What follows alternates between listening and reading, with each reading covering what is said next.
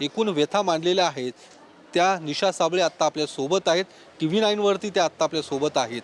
निशा साबळेशी आपण बातचीत करणार आहोत. तुम्ही काल राहुल गांधींसमोर या सगळ्या समस्यांचा पाढा वाचला.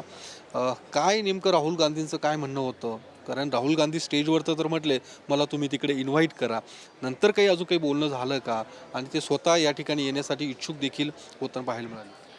एक नंतर माझं त्यांच्याशी काही बोलणं झालेलं नाही आहे, परंतु ते मला बोलले की मी तिथं येईन आणि तुमचे जे प्रश्न आहेत त्यांच्यावर नक्की काम करण्याचा प्रयत्न करेल, ते सोडवण्याचा प्रयत्न करेल. पण या सगळ्या ज्या काही समस्या तुम्ही तिकडे मांडलात, कसं तुम्ही तिकडे पोहोचलात? कारण अजून काही विद्यार्थिनी होत्या, त्यांनी देखील वेगवेगळ्या विषयांसंदर्भात तिकडे त्यांच्या काही प्रश्न मांडलीत. तुम्हाला ती संधी नेमकी कशी मिळाली? जे आमचं तुम्हाला सगळ्यांनाच माहीत आहे की जे 10 दिवसापासून आमचं इथं उपोषण चालू आहे आणि आज 11वा दिवस आहे. तर हे सगळं चालू असताना आम्ही जे विद्यार्थी आहेत ते आम्ही शांत न बसता आमची सोशल मीडियावर कॅम्पेनिंग चालू होती आणि मग त्यांच्या थ्रू जे आम्ही व्हिडिओ बनवले, जे रील्स बनवले किंवा जे न्यूज चॅनल इथं आले त्यांच्या थ्रू आम्ही सोशल मीडियात गेलो. मग त्यांनी ते सगळं बघून त्यांनी आमच्याशी कॉन्टॅक्ट साधला आणि मग तिथं आम्हाला बोलण्याची त्यांनी संधी दिली. पण मग काय नेमक्या समस्या काय आहेत? कारण तुम्ही आंदोलन करतात 11 दिवसांपासून, पण ओव्हरऑल राज्यातली नेमकी काय परिस्थिती आहे? आदिवासी आश्रमशाळांची, आदिवासी विद्यार्थ्यांच्या वसतिगृहाची नेमकी काय परिस्थिती आहे? एक तर ज्या आदिवासी आश्रमशाळा आहेत तिथं पिण्याचं पाणी नाही, राहण्याची नीट सोयी नाही. जे वसतिगृह आहेत त्यांच्या खिडक्या तुटलेल्या आहेत, मुलांना खाली झोपावं लागतं. त्याच्यामुळे जे गडचिरोलीमध्ये झालं सर्पदंशसारखे, तर मी तुम्हाला इथे सांगू इच्छिते की जे आमचे आदिवासी विद्यार्थी आहेत त्यांची या 2 वर्षामध्ये 585 मुलांचा मृत्यू झालेला आहे या सगळ्यामुळे.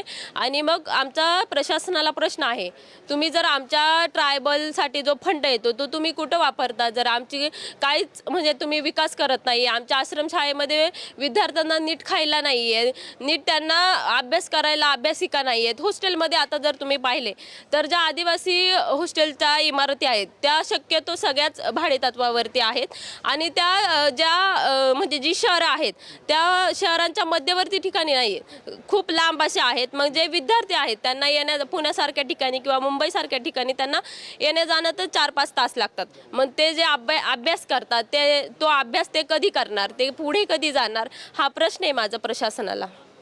या सगळ्या दरम्यान तुम्ही राहुल गांधींना अजून काही मुद्दे मांडले होते, ज्यामध्ये सुट्टीचा मुद्दा की पत्र द्यावं लागतं, त्यानंतर प्रेग्नन्सी जे काही आहे, काय ते नेमके मुद्दे काय होते? एकतर पहिला मुद्दा असा आहे की जे आमचे 12,500 पदं आहेत ती बोगस आदिवासींनी भरलेली आहेत आणि 1 वर्षापूर्वीच जे आपले CM आहेत फडणवीस त्यांनी सांगितलं होतं की पुढच्या 100 दिवसांमध्ये ही पदं भरली जातील. तर परंतु ती पदे अजूनही भरलेली नाहीत. तेव्हा त्यांनी कारण दिलं की मानवतेच्या तत्वावरती त्यांना आपण त्यांची पदं वर्ग करूयात. मग जर त्यांचं मानवतेचं तत्व त्या लोकांसाठी असेल तर आम्ही काही जनावर आहोत का?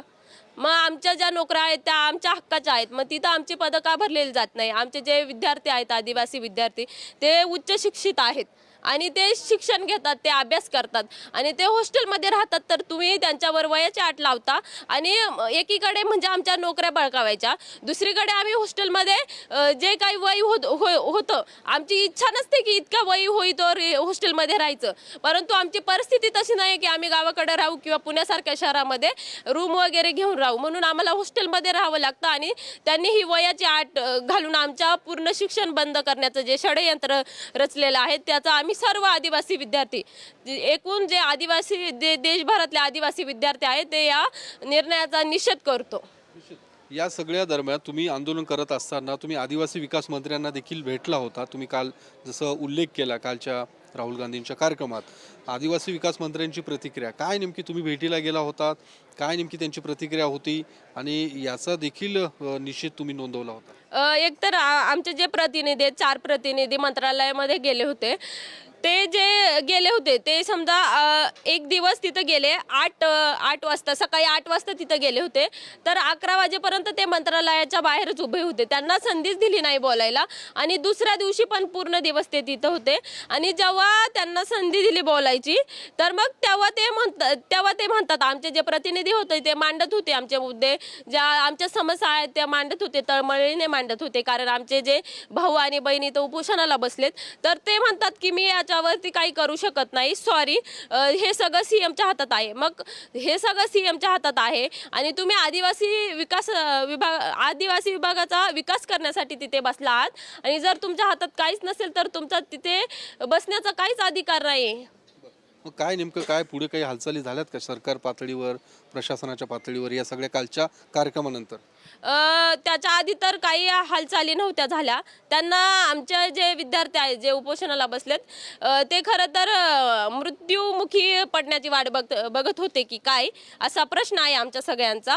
परंतु त्यानंतर ते आज तरी आमचा प्रश्न मार्गी लावतील अशी आमची इच्छा आहे. पण ते करतील की नाही ते त्यांनाच माहीत, कारण हे सरकार कसं आहे हे जनतेला म्हणजे जनतेला मी सांगण्याची गरज नाही. प्रत्येक विद्यार्थ्याला, प्रत्येक शेतकऱ्याला आणि प्रत्येक गोरगरीब माणसाला माहिती आहे की जे सरकार आहे ते कसं आहे. पण मग तुमची काय नेमकी पार्श्वभूमी, तुम्ही कुठले आहात, काय करतात, इथे कसं काय? मी एक आदिवासी विद्यार्थिनी आहे. मी पुण्यातल्या जुन्नर तालुक्यामधली आहे आणि माझं नाव निशा साबळे. मी इथंच पुण्यामध्ये BEd सेकंड इयरमध्ये शिक्षण घेते.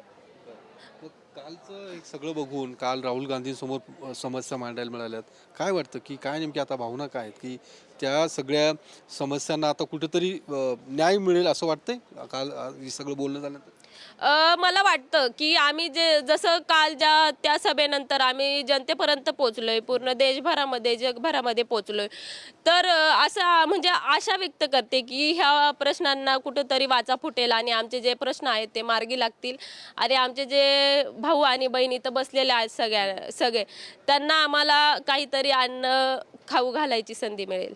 निश्चितच. तर निशा साबळे यांनी काल राहुल गांधींसमोर या सगळ्या राज्यातल्या आदिवासी आश्रमशाळा वसतिगृहांचं जे काही भयान वास्तव आहे ते मांडलेलं आहे, जे राज्यात देशात पोहोचलेलं आहे, राज्यकर्त्यांपर्यंत पोहोचलेलं आहे आणि त्यांना आणि त्यांच्यासह इतर सर्व आंदोलकांना आता अपेक्षा आहे आम्हाला न्याय मिळेल. कारण 11 दिवसांपासून हे सगळे आंदोलक, हे सगळे विद्यार्थी या ठिकाणी आंदोलन करतात त्यांच्या काही प्रमुख मागण्यांसह. त्यामुळे राज्य सरकार या संदर्भात आता कुठला तरी सकारात्मक तोडगा काढेल अशी सगळी अपेक्षा हे सगळे विद्यार्थी ठेवून आहेत. कॅमेरामन अभिजित पिसेसह मी योगेश बोरसे, TV9 मराठी, पुणे.